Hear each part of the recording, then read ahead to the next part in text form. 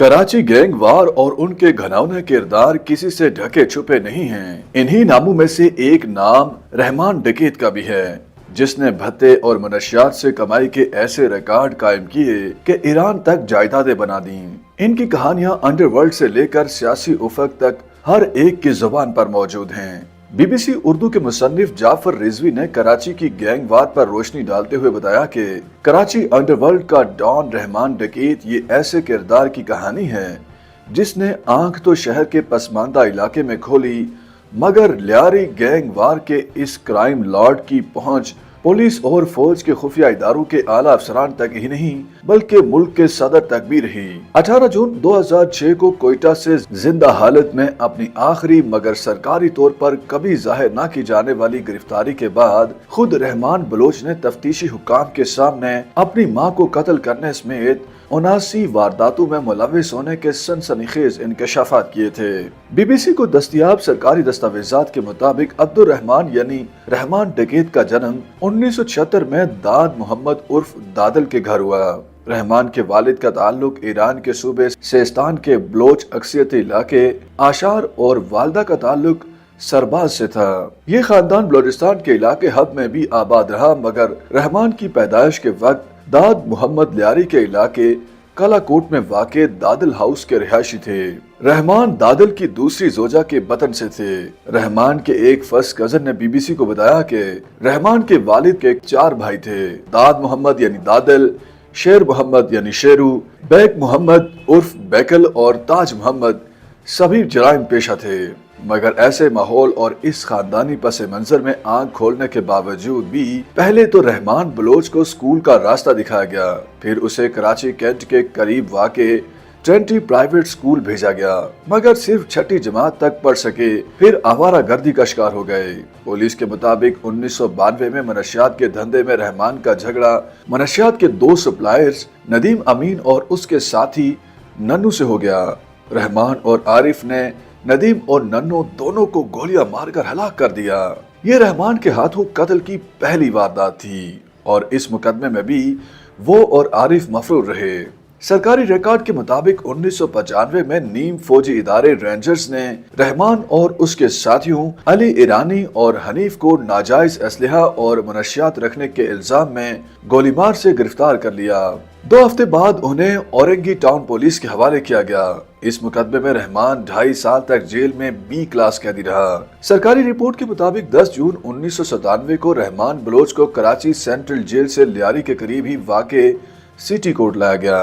यहाँ 2 police एहलकार ESI इंतजार हुसैन और कांस्टेबल निसार अहमद रहमान डकैत की निगरानी पर मामूर थे, मगर वो दोनों को चकमा देकर फरार हो गया और बलोचिस्तान के इलाके हब जा पहुंचा। सरकारी दस्तावेजात के मुताबिक रहमान ने फरजाना, शहनाज और सायरा बानो नामी 3 खवातीन से अलहदा अदवार में शादियां भी की और मुख्तलिफ बरसों में उनके 13 बच्चे पैदा हुए।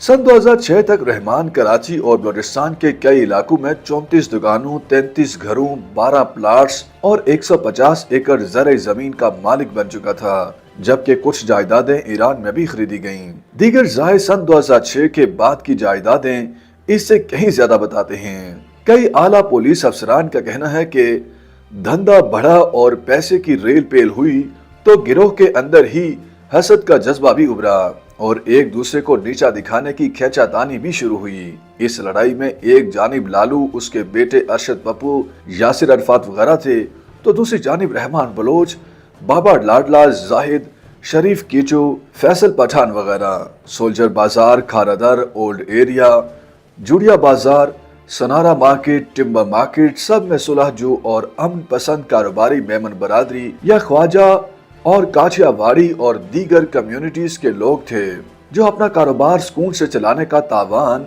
भत्ते के तौर पर रहमान के गैंग को अदा करते थे। बीबीसी को दस्तयाब इंतहाई खुफिया रिपोर्ट से मालूम होता है कि किसी जानिब से खुफिया इत्तला मिलने पर 18 जून 2006 को चौधरी असलम की सरबराही में लियारी टास्क फोर्स ने कोयटा की सैटेलाइट टाउन में रहमान के उस खुफिया अड्डे पर अचानक और बिल्कुल गैर मुतवक्को छापा मार दिया। चौधरी असलम के मुताबिक جیسے ہی انہوں نے رحمان کو حراست میں لیا تو اچانک اس فون پر ایک اجنبی نمبر سے کال آئی، مگر رحمان ڈکیت کا قصہ اب بھی ختم نہیں ہوا تھا۔ 20 اگست 2006 کو رحمان ایک مرتبہ پھر پولیس حراست سے فرار ہونے میں کامیاب ہو گیا۔ رحمان کے فرار پر چودھری اسلم کو بھی جن مراحل سے گزرنا پڑا وہ اس کے خلاف چودھری اسلم کے دل میں غصہ پیدا کرنے کے لیے کافی تھے۔ اب چودھری اسلم موقع کی تلاش میں تھے کہ حساب برابر کیا جائے، اور اسی دوران چودھری اسلم کو ایک مرتبہ پھر خفیہ ایجنٹ نے وہ اطلاع دی جس کا وہ بے چینی سے انتظار کر رہے تھے۔ سیاستدان کے مطابق یہ اطلاع چودھری اسلم کو دی گئی کہ رحمان اور اس کے ساتھی آ رہے ہیں، اس لیے ان کے پیچھے جایا جائے۔ چودھری اسلم اور ان کی ٹیم اس جگہ پہنچی جسے زیرو پوائنٹ کہا جاتا ہے۔ بالآخر ایک سیاہ ٹویوٹا گاڑی میں رحمان اور اس کے ساتھی آتے دکھائی دیے۔ بہرحال چودھری اسلم تو دیکھ رہے تھے کہ رحمان آ گیا ہے، مگر خود رحمان کو اندازہ نہیں ہوا کہ وہ اسلم کے گھیرے میں آ گیا ہے۔ جب گاڑی روکی گئی تو رحمان کے ساتھیوں نے مزاحمت بھی نہیں کی۔ اس سے پہلے کہ فرار کا کوئی خیال رحمان کے ذہن میں آتا، اس کے عقب میں کھڑے پولیس افسر ملک عادل نے اسے اندر دھکا دیا اور خود بھی گاڑی میں سوار ہو گئے۔ ان سب کو نیشنل ہائی وے اسٹیل ٹاؤن لے جایا گیا اور ناردرن بائی پاس سے ہوتے ہوئے یہ قافلہ لنک روڈ پہنچا، اور رحمان وہاں پولیس مقابلے میں تینوں ساتھیوں سمیت ہلاک ہو گیا۔ رحمان ڈکیت کی ہلاکت کے بارے میں کراچی پولیس کا سرکاری اعلامیہ 10 اگست سن 2009 کے تمام اخبارات میں شائع ہوا۔ رحمان ڈکیت تو مارا گیا، اور 5 برس بعد جنوری 2014 میں چودھری اسلم خود بھی دہشت گردی کا نشانہ بن گئے۔ نہ پولیس افسر چودھری اسلم کے قاتل قانون کے کٹہرے میں لائے جا سکے، اور نہ ہی مجرم رحمان ڈکیت کے خاندان کو انصاف مل سکا۔ یہ ستم ظریفی نہیں تو اور کیا ہے؟